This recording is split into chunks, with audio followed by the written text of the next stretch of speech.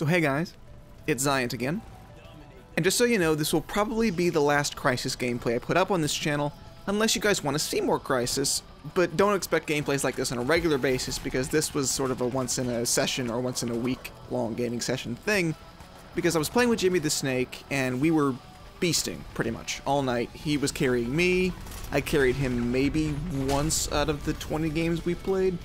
This is probably that one. I get 2 max nanosuits over a period of about 5 minutes, and when you get max nanosuit, you just start hitting people in the face over and over and over again, and they keep dying a lot, which is a good time. But the topic I wanted to talk about is something that I think I've talked about before, but I'm going to talk about again because I'm really starting to mod Skyrim heavily now. And because I'm modding Skyrim really heavily, I'm going to be playing it a lot more. And the topic today is user-generated content. And I initially had this idea back when I was thinking about Team Fortress 2, and how about that game is essentially all user-generated at this point. Valve has very little actual input in what gets released. A lot of what they do is basically the community, in a sense, generates all of the materials, and Valve just says, alright, what should this item maybe do that we can maybe tweak at a later date when we don't feel so damn important about making Half-Life 3. Because Team Fortress 2 released with like 5 or 4 maps and 2 or 3 game modes if you really want to include Hydro, because you like Hydro because you're sort of weird or something. But they knew that they had given the community a good solid core, and that with good support the community could go ahead and just tweak the game however they liked. Valve wouldn't have to do nearly as much work to keep the game running. Now, Valve, of course, has more experience in this because they had the Counter-Strike community, they had Team Fortress Classic. They know how much support a game can get, one of their games especially, and they know how important the mod support model is. Now, this might be primarily because they made Team Fortress 2, like, I don't know, 10 times, but regardless, they understood that even if they didn't have a whole lot of content out of the box, they could still create a really good game that the community could say, alright, what do we have here? What can we create with this? And then they did. The community built all of Team Fortress 2's maps, competitive and public. Team Fortress 2 is built on the back of community-built maps, and then Valve intelligently bought the rights to those maps for, you know, a hefty fee. Maybe they even employed some of the map makers. But a lot of the legwork wasn't their own. They didn't have to work nearly as hard, so they could focus on other projects like the Steam Box, like Half-Life 3, like Portal 2. All of this was because of their crowd-sourced material. And I want to think that Skyrim was much the same. Yes, there is probably 300 hours of gameplay if you play the game a couple times, just out of the box or out of the installation. Yes, that's a lot of time to play. That's, what, 6 days worth of gameplay?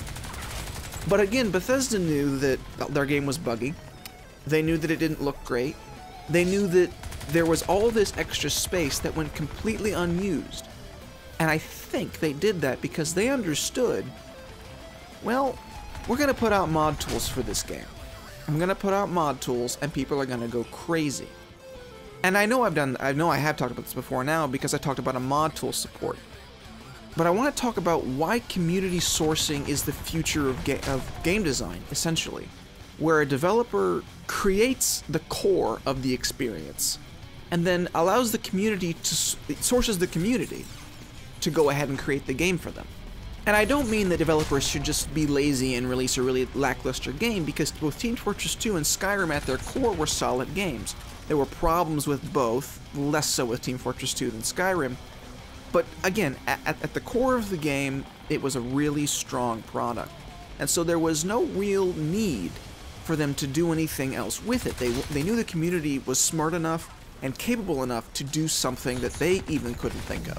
And for a game like even Call of Duty, I think crowdsourcing content is a great way to expand the experience. Look at World at War Zombies. Yes, there were some professionally built maps, but people still play the custom-built maps, and people are still building custom World at War Zombies maps. And people are still building Black Ops 1 Zombies maps because they're fun, and the tools are there, and the community sometimes knows better than the developers themselves. Look at the original Crysis. It released with mod support. People are making tons of content for the original Crysis. Still, people still play the original Crysis. They play its multiplayer, which I was sort of surprised to find out. And a lot of them play it because the community has come together and said, alright, we know it's not the most popular game, but how can we reinfuse it with some really powerful technology when there's some good technology already here? And the answer is mod tools. Even if you're not the best modder, good mod tools give you the ability to do something important and quality.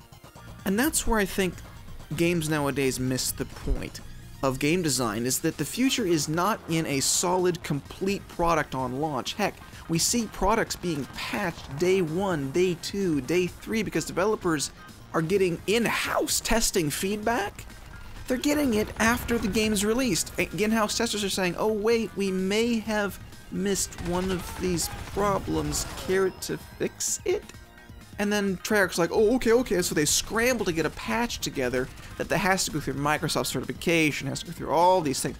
And then people are like, why did you release a beta game? Why did you release an alpha of a game? Well, games are made so quickly nowadays, in relative terms, that you can't get all the bugs out. So what I suggest doing is put together the core of the game with the core maps, the best maps that you and your testing team said. So Black Ops 2 releases with 8 maps, the best maps. I don't know what those are because that's a very subjective thing. But it releases with the 8 best maps, and it releases with frickin' mod tools. And the developers, Vondahar comes to the community and says, alright, these are the best maps we could think to make, and now we've given you the tools to make them better. Make not only the maps we've released better, but make maps that defeat ours in quality. We want you to do that. We want that from you because we know that you are smarter than we are most of the time. And there's still room for paid DLC.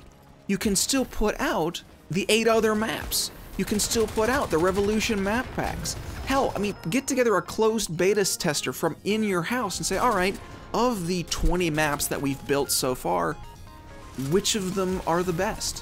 Which of them are good? Which of them work? And which of them don't? And out of all of the ton of community-made maps, hire on or buy the rights to the community-made maps and then sell them. Say, we've added our texture stream, we've added all this stuff that's proprietary to us, but it's community sourced. I guarantee you that Activision and Treyarch would make more money quicker with a better community-supported platform than their hybrid console-based matchmaking server system and their closed no mod support game.